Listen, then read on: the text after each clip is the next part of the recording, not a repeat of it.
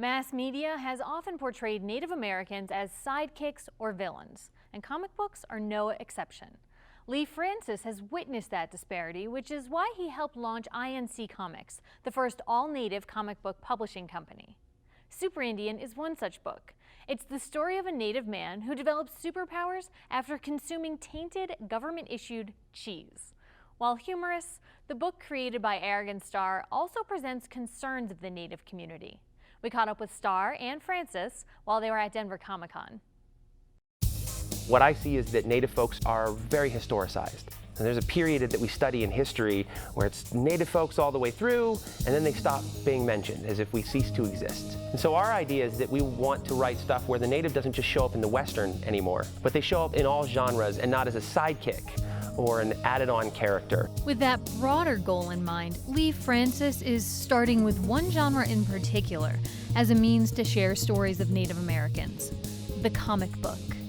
What is the reality of the Native today, and how are you focusing on that in comic books? The primary Native reality today is that the majority of Native people live in cities. About 75 to 80% of the population that lives in urban metropolitan areas, and they continue on with their traditions as best as possible. Some of them are learning where they come from. They know that they have a specific Native background, Choctaw or Comanche or whatever, and trying to determine what that is and what that looks like when you live in an urban setting. What's missed is the historicization of Native people, because we can't sort of take that into effect. We either put them in history or we put them in tragedy, which is that they're either drunks or everything is horrible on the reservation and it's infested with all these problems. As a member of the Kickapoo tribe, Arrogant Star said she too was tired of seeing Native Americans portrayed as relics of the past, villains, and sidekicks. As Native people, we have been stuck in the 18th, 19th century. We're considered by many defeated, extinct, non-existent, don't matter, invisible. Star hopes her comic book character, Super Indian, becomes highly visible. My goal ultimately is to have Native kids come to these cons dressed up as Super Indian. I would love that. I'd love it to be part of the cosplay. And beyond the Native American community, Star wants her comic book and the handful of others like them to become a bridge to understanding for non-Native audiences. So they can kind of creep into our world a little bit, see that Natives are humorous, they love their families, they love their communities just like everybody else does, and that yeah, we're different, but we're still part of the contemporary, part of the now. Given that contemporary thrust, Code Talkers, a book focused on past military experiences, could seem counter to its mission. But Lee Francis disagreed.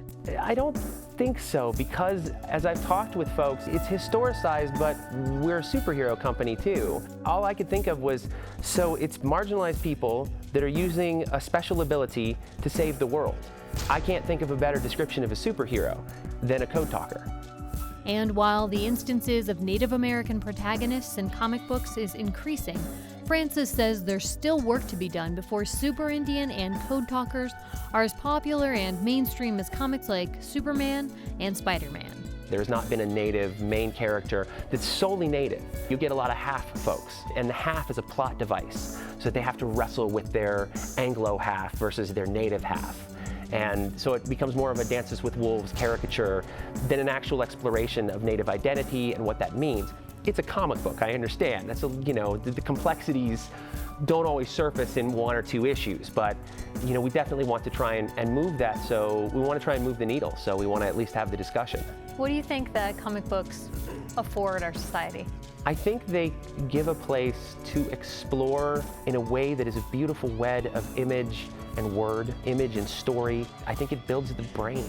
You have to create the space in between the panels. Your brain has to make sense of that.